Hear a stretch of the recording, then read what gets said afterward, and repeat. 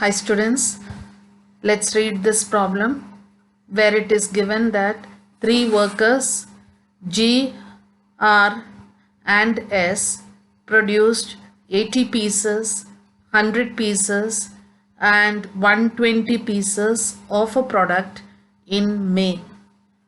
The time allowed for 10 units of the product is 1 hour. The hourly rate is rupees 4. Calculate the wages of each worker under straight piece rate, Halsey plan and Rowan plan. So in this problem, you have got three workers by name G, R and S, and the number of units that is manufactured by them is given. You are asked to compute the wages both under three methods, that is straight piece rate system, under Halsey plan and under Rowan plan. So for piece rate system, you need to have information about the rate per unit, which is the piece rate. And under Halsey plan and Rowan plan, you need to know what is the standard time and what is the time taken. So let's start with the first one, which is straight piece rate, and let's find out what is the piece rate. Number of units manufactured is given to you, so only other variable that you need to derive is the piece rate. As was explained to you in the previous problem, let us follow the same principle over here also. Here it is told that the time allowed for 10 units of the product is 1 hour, which means that the standard time to produce 10 units is 1 hour. So I have simplified this information and put it under the solution part. Time allowed, or which is given as 10 units in 1 hour. So how many units can be manufactured in 8 hours? Why we are taking 8 hours is because we are assuming that it's the workers have worked for one full day, and so we want to find out how much is the standard number of units that the worker should be manufacturing within 8 hours. So if 10 units can be manufactured in 1 hour, how many units can be manufactured in 8 hours?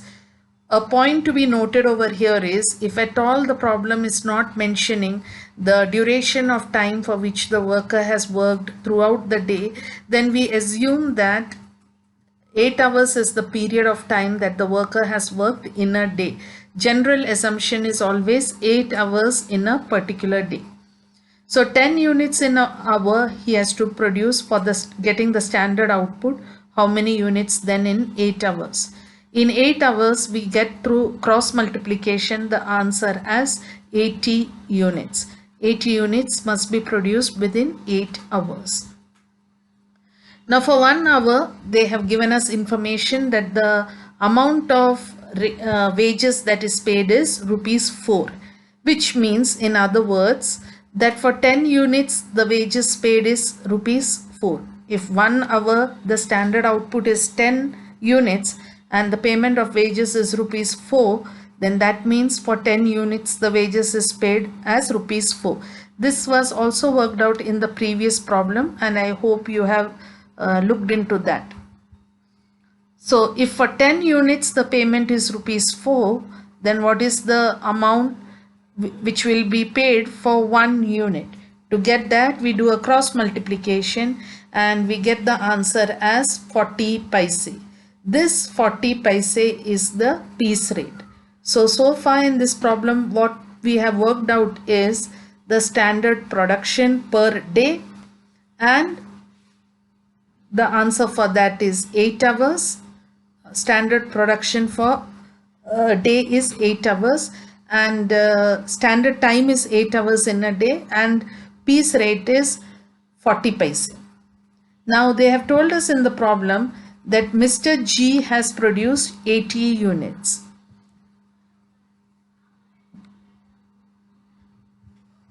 So Mr. G has produced 80 units, Mr. R has produced 100 units, and Mr. S has produced 120 units. Now, if you look at the number of hours, 8 hours are there in a day and 10 units have to be manufactured in a day. So therefore, how many units should be manufactured as per the standard output? It should be 8 into 10, 8 hours into 10 units per hour, which should be 80 units. But G has produced 80 units, therefore he gets only the minimum guaranteed wages. R has produced 100 units, which is way above the standard that is set, so he gets minimum wages plus bonus. S has produced 120 units, which is again above the standard requirement, so he gets minimum wages plus bonus. So at one look itself, you know what G should get, what R should get, and S should get. So this is as per the Halsey and the Rowan plan. So in Halsey plan, the formula is time taken into time rate, which is the minimum guaranteed wages, plus 50% of time saved into time rate. That is the bonus portion of the wages. Now, since G has produced only 80 units, which is the standard output, he gets only that minimum guaranteed wages. He has not proven to be very efficient, so therefore he does not get the bonus. Whereas R has produced more than 80 units, he has produced 20 units more than the standard output, therefore he gets minimum wages plus bonus. And S has produced 40 units more than what is required, that is the standard being 80 units, so therefore he also gets minimum wages plus bonus. Now let's look at the next slide to understand more about this. So here you see I have mentioned that the standard production is 10 units in 1 hour. So in an 8-hour day, each worker should be producing a standard output of 80 units. R has produced 100 units. Therefore, it means that he has produced 20 units more than the standard output. So if he was, the standard time required for manufacturing is 1 hour for 10 units. He has manufactured 20 units extra. So how much time did he take for that 20 units? He took 2 hours. Now, but within that 8 hours period, he manufactured 20 units extra. So he has saved on 2 hours. So 2 hours he took to produce 20 units, which means he saved 2 hours out of the total hours. Likewise for S. S has produced 120 units. He was required only to manufacture 80 units, but he has gone on to manufacture 120 units, which is an extra 40 units above the 80 units. So the standard time that is required to manufacture is 10 units in 1 hour. Which means for that extra 40 units that he manufactured, how much time did he take? He has taken 4 hours. But within 8 hours, he saved that 4 hours, because 8 hours itself he manufactured 120 units. Therefore, there is a saving of 4 hours in that process. So you have got the time saved also for both R and S, who are both entitled to get the bonus. So now let's see, after having understood this concept in this manner, let us see the actual working for wages. Now here I have made columns to indicate the earnings for each worker under each of the methods. So I have started with the straight piece rate system, and I have put the formula also over there, which is number of units produced into rate per unit. We already know the number of units produced because that is given to us in the problem. 80 units by G, 100 units by R, and 120 units by S. And we already calculated the rate per unit. Let's go back to the first slide. Here in the first slide, I have already discussed with you that if you look at the second part under solution, for 1 hour he gets paid rupees 4. So for 10 units he gets paid rupees 4. So for 1 unit, how much does he get paid? So there we have already worked out the piece rate and we got the answer as 40 paise. For 10 units in an hour, he's paid 4. So that means in an hour, how much is he paid for 1 single unit? So 40 paise is the answer. We go back to the third slide. And that 40 paise is used for multiplication over here for each of the number of units for each worker. So 80 into 40 paise, 100 into 40 paise and 120 into 40 paise. So you get the earnings for G under straight piece as 32 rupees, for R it is 40 rupees and for S it is 48 rupees. Now let's look at, so piece rate is over and now we move to Halsey plan and Rowan plan. Halsey plan, I have worked out the problem in 2 parts and then I have taken the total of both to get his total to get the total earnings of each worker.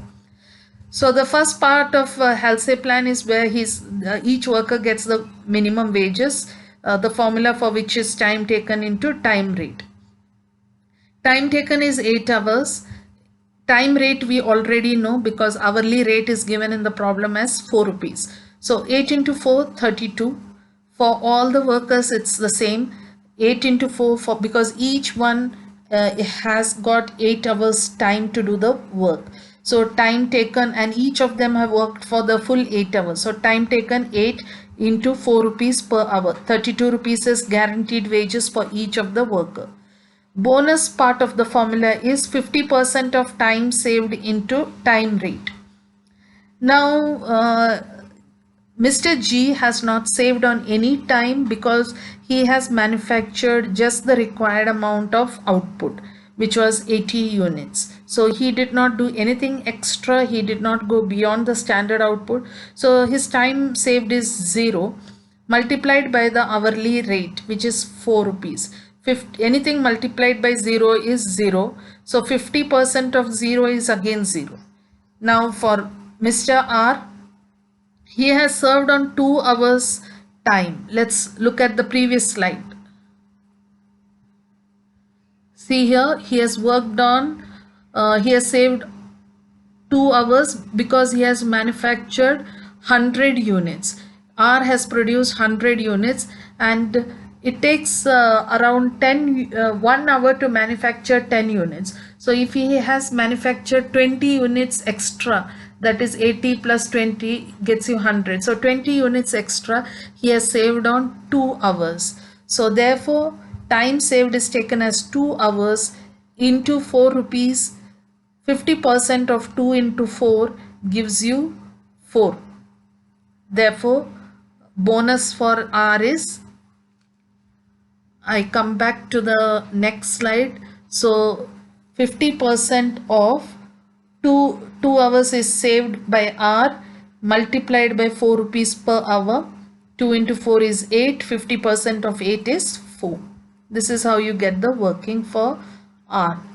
And for Mr. S, his savings time saved is 4 hours. Let's go back to the previous slide. You can see there that S has produced 120 units, which is 40 units more than the required output of 80 units. So if he has manufactured 40 units more, that means he has saved on how many hours? He has saved 4 hours. So though he worked for 8 hours in a day, he made an extra contribution in manufacturing 40 units more, thereby saving on 4 hours. So we take the time saved as 4 hours for Mr. S. So here in the formula we show 4 hours into 4 rupees per hour, which is 16 rupees, and 50% of 16 is 8. So bonus for S is 8 rupees. Now what we do is we add up both the parts of the formula to get the total earnings of each worker. So for Mr. G we add up 32 plus 0 is 32. For Mr. R we add up 32 plus 4 is 36 rupees, and for Mr. S it is 32 plus 16 rupees, which is 40 rupees. So therefore the earnings of G, R and S under Halsey plan, total earnings under Halsey plan is 32 rupees, 36 rupees and 40 rupees respectively. Let's look at their wages under Rowan plan. Here also I have bifurcated the formula into two sections. One section is where they get the basic wage or the minimum guaranteed wage, and the other portion is the bonus part. So in the minimum wage, the calculation is the same as in Halsey plan. The formula is time taken into time rate. So I have not explicitly shown the formula once again. I have just directly put the answer as 32, 32 and 32 for each of them. Now coming to the bonus calculation, here there's a difference between Halsey plan and Rowan plan. So under Rowan plan, the formula for bonus is time saved divided by standard time multiplied by time taken into time rate. So already under Halsey we have discussed what is the time saved by G. G has not saved any time, so it's 0. 0 divided by standard time. Standard time is 8 hours because he has taken around 8 hours to complete the task, multiplied by time taken. Time taken is 8 hours into time rate, 4 hours. Now anything multiplied or divided by 0 will give you 0, therefore the answer is 0. So under Rowan plan also, G does not get any bonus or incentive. He gets only the minimum wages. Let's look at the working for Mr. R. Mr. R's bonus is time saved 2 hours. We discussed it for Halsey. He has saved 2 hours and it is divided by standard time. Standard time we are considering here to be 10 hours because on the it would have normally taken this worker to complete this task in 10 hours time at the rate of the standard time of 1 hour for 10 units. So for R the standard time is 10 hours and on 10 hours he has saved 2 hours. So therefore 2 divided by 10 into 8 hours is the time taken because that's the time given by the organization, into 4 rupees, which is the time rate. So there the answer is 6 rupee 40 paise. And for S, apply the same principle. He has saved 4 hours divided by 12. 12 would have been the normal number of hours that he would be required to do the work as per the standard time given to us in the problem. Standard time given to us in the problem is 10 units in 1 hour. So as per that, ordinarily this worker would be required to have a standard time of 12 hours. But he did not take 12 hours, so he has saved 4 hours. So 4 divided by 12 into time taken. Again, what's the actual time by the organization is 8 hours into rate per hour, which is 4 rupees. So he gets a bonus of 10.666, which we can round up to 10.67. So the total earnings of each worker under Rowan plan is a combination of both the minimum wage as well as the bonus. So let's total it up for Mr. G. It's 32 plus 0, which is again 32 rupees. For R, it is 32 rupees plus 6 rupee 40 paise, which is 38 rupees 40 paise. And for S, it is 32 rupees plus 10 rupees 67 paise, which works out to 42 rupees 67 paise. So this is how you are getting the working of earnings under piece rate system, under Halsey plan and under Rowan plan. And as I have told you previously also, if it is piece rate system, you have to get the piece rate, which is the per unit cost. That is very important.